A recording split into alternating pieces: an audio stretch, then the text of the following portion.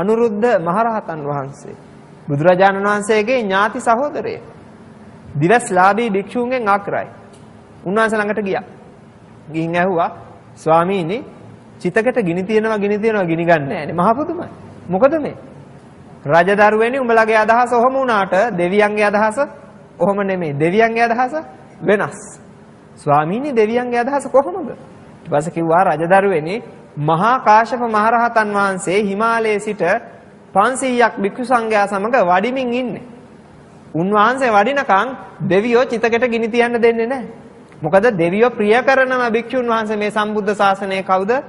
මහා කාශ්‍යප මහරහතන් වහන්සේ. මොකද පින්වත්නි දෙවියෝ මේ තරම් උන්වහන්සේට කැමති?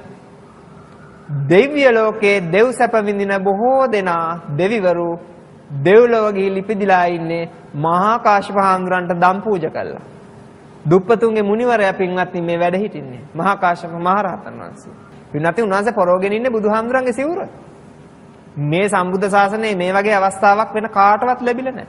ආනන්ද හාමුදුරන්ටවත් ලැබුණේ නැහැ. අගසව් දෙනමටවත් ලැබුණේ නැහැ. බුදුහාමුදුරෝ පරෝපු මහා පාංශුකූල සිවුරයි මේ දරාගෙන සිටින්නේ. මේ සිවුර මහා කාශ්‍යප හාමුදුරන්ට දීලා පරෝගත්ත වෙලේ මේ මහ පොළව පවා සෙලවුණා පින්වත්නි. භූමිකම්පාවක් ඇති වුණා. ඒ තරම් මහානුභාව සම්පන්න ගුණ තියෙන උත්තමයෙක්ටයි බුදුහාමුදුරෝ පරෝපු සිවුර දරන්න පුළුවන්කම ලැබෙන්නේ. ඉතින් පින්වත්නි මේ උත්තමයක දලදා හාමුදුරු නමක් ලංකාවේ වැඩ හිටින එක මොනතරම් වාග්යක්ද? මහා කාශ්‍යප හාමුදුරුවෝ දුටුවා හා සමානයි. ඉතින් පින්වත්නි මේ මහා කාශ්‍යප හාමුදුරුවෝ දවසක් දා පිණ්ඩපාතේ ගියා. දවස් 7ක් සමාපත්තියට සමවැදිලා. පින්වත්නි දැන් සමාපත්තියට සමවැදිලා වැඩ හිටපු මේ ස්වාමින් වහන්සේට කවුරු හරි බත් හැන්දක් පූජා කළොත් ඒ පූජා කරන කෙනාට දවස් 7ක් යන්න කලින් සිටු සම්පත් ලැබෙනවා. කෝටිපතියෙක් වීමේ හැකියාව තියෙනවා. ඒ නිසා හැමෝම උත්සාහ කරන්නේ මහා කාශ්‍යප හාමුදුරන්ට බත් හැන්දක් පූජා කරන්න. දෙව්ලොව දෙවිවරු පින්වත්නි බත් මුට්ටි 500ක් උස්සගෙන ආව දවසක්ද මහා කාශ්‍යප හාමුදුරන්ට පුදන්න. මහා කාශ්‍යප හාමුදුරුවෝ බැලනේ ලෝ ගත්තා. පස්සේ සක්‍රදෙවි රාජයා හිඟන්නේගේ වෙස්සරන් ඇවිල්ලා මහා කාශ්‍යප හාමුදුරන්ට බත් පූජා කළා. ඒක කියන්න වෙලාවක් නෙමෙයි. අන්තිමේදී මහා කාශ්‍යප හාමුදුරුවෝ දැඩි ලෙස දොස් කිව්වා සක්‍රදිව්‍ය රාජයාට. දිව්‍ය රාජයේ ඔබ මේ වගේ වංචාවක් කළේ ඇයි? ඔබ දෙවියන්ටත් අධිපති. අනේ ස්වාමින් වහන්සේ පේන්නේ නම් කට්ටියට එහෙම තමයි අපි දිව්‍ය ලෝකේ සැප විඳිනවා වගේ. දිව්‍ය ලෝකෙට අලුතෙන් 3 දෙනෙක් ඇවිල්ලා ඉන්නවා. චූල රත, මහා රත, අනන්ත වර්ණ කියලා. ඒ අය මට වඩා හරි ලස්සනයිනේ.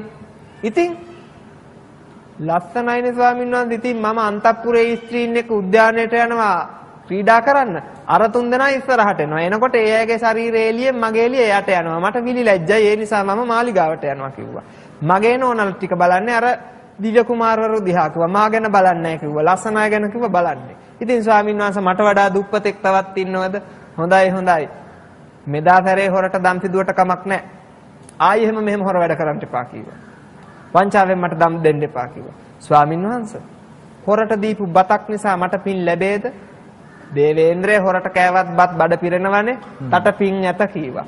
අනේ එහෙනම් මට ඕනේ එච්චරයි කියලා සතුට ප්‍රකාශ කරමින් පින්වත්නි සක්‍රදිව්‍ය රාජයා උදන්නනමින් ගියා දිව්‍ය ලෝකෙට. බලන්න පින්වත්නි දෙවියන්ට අධිපති සක්‍රදිව්‍ය රාජයා පවා හිඟන වෙස්සරම් මහා කාශ්‍යප හාමුදුරන්ට දන් පිදුවේ උන්වහන්සේ සතුව තියෙන ඒ අනන්ත සීලාදී ගුණ බලය නිසා. පින්වත්නි මහා කාශ්‍යප හාමුදුරුවෝ එහෙමනම් අපේ ශාස්ත්‍රුන් වහන්සේ වූ ලෞතර බුදුරජාණන් වහන්සේ මොනතරම් මහානුභාව සම්පන්නද කියලා ටිකක් හිතන්න. අපේ ශාස්ත්‍රුන් වහන්සේ. ඉතින් පින්වත්නි මහා කාශ්‍යප හාමුදුරුවෝ ඔන්නෝ වගේ. පින්වත්නි මෙහෙම මහා කාශ්‍යප හාමුදුරන්ට දම් පුදලා දෙව්ලොව ඉපදිච්ච දෙවිවරුන්ගේ ප්‍රමාණය විශාලයි. මේ දෙවිවරු ආදාහණයට රැස්වලා හිටිය බුදුහාමුදුරන්ගේ. දෙවිවරු බැලුවා අපේ ස්වාමින් වහන්සේ කෝ කියලා. පින්වත්නි අපිත් එහෙමයි නේ දැනුත් හිතවත් හාමුදුරු කෙනෙක් හරි නෑයෙක් හරි හිටියොත් උත්සවයකට ගියපුවම අහනව නේද කෝ අර නෑ ආවද? කෝ අපේ ස්වාමීන් වහන්සේ වැඩලද කියලා බලනවනේ.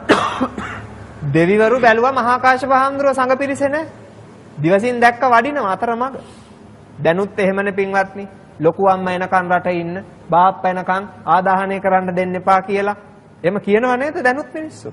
ආන් ඒ වගේ පින්වත්නි දෙවියෝ සෑයේ චිතකයට ගිනි තියන්න දුන්නේ නෑ. මහා කාශ්‍යප හාමුදුරුවෝ වඩිනකන් අපේ හාමුදුරුවෝ එනකන් ගිනි තියන්න දෙන්නේ නෑ කියලා.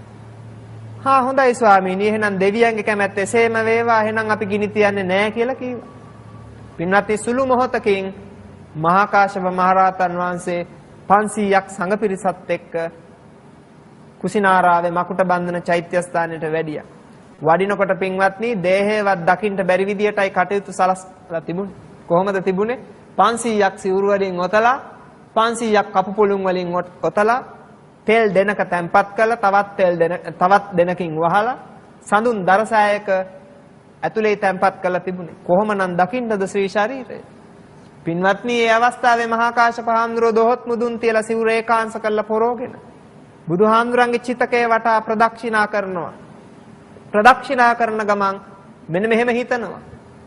භාගතුන් වහන්සේගේ හිස මෙතනය සිරිපතුල් මෙතනය කියලා අදිෂ්ඨාන කළා. කරලා හරියටම සිරිපතුල් පිහිටපු තැන වැඩ හිඳලා දොහොත් මුදුන් තියලා මහා ප්‍රබල අදිෂ්ඨානයක් කරනවා. මොකද්ද මේ අදිෂ්ඨානය?